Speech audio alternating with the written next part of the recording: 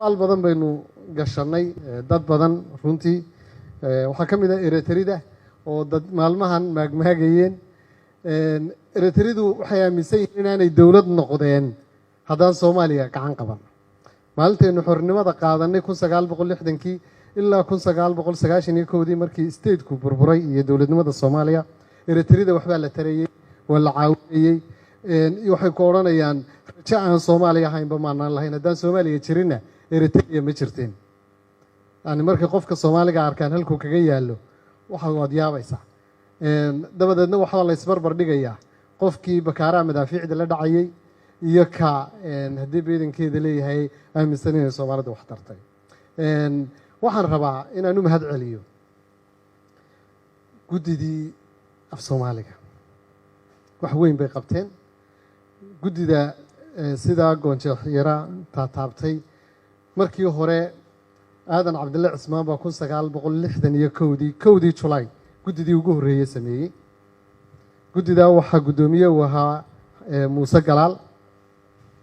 Yaasin Ismaan Yuusuf Keenadiid baa ku jiray waxa ku jiray Shira Jaal waxa ku jiray rag badan oo aad u qiimo badan baa ku jiray waatii dadku dawladaha dimuqraadiga ah wadiga arkay oo doodooda badan sidii loo doodayay marba dhinac looga eegayay ayaa waxa yimi xilligii inqilaabkii golihii sare ee kacaanku hirgelinta afka Soomaaliga baryo kuma hirgelin waxay ku hirgeliyeen xoog iyo awaamir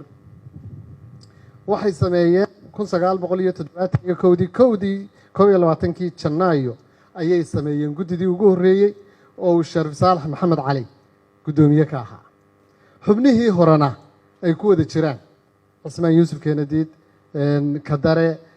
Muuse Galaal Shira Jaamac Xirsi Magan tiimkii oo dhamay ku wada jiraan 1972 ayaa lagu dhawaaqay afka Soomaaligu inuu qoran yahay 1973 22 January-na halkan sidii goonjeex sheegay madaxweyne ku-xigeenkii General Ismaaciil Cali Abukar baa ku dhawaaqay wargeyskii ugu horeeyay ee af Soomaali lagu qoro taariikhdaas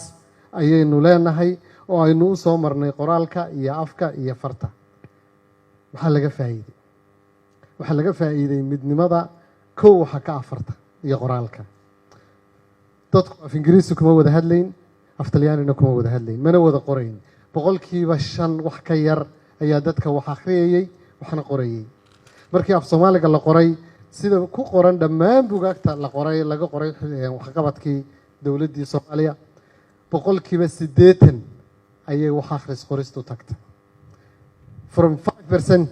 to 80% ayay kacday taasi waxay kaloo taasi waa taariikhda hore maantadan waxa dhalinyaradu isku afgartaan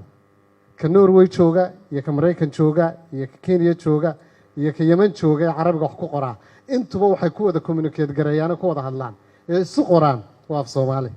dunta Soomaali ay kala furfuri weydayna waa afka iyo qoraalkiisa nation umadna waxa qaabeeya ee isu haya ee kowka ah inay qowmiyad tahay waa luqadda inta kale oo dhami waa bonus laakiin Soomaalidu inta kale oo dhan bay ku darsatay luqadii midabkii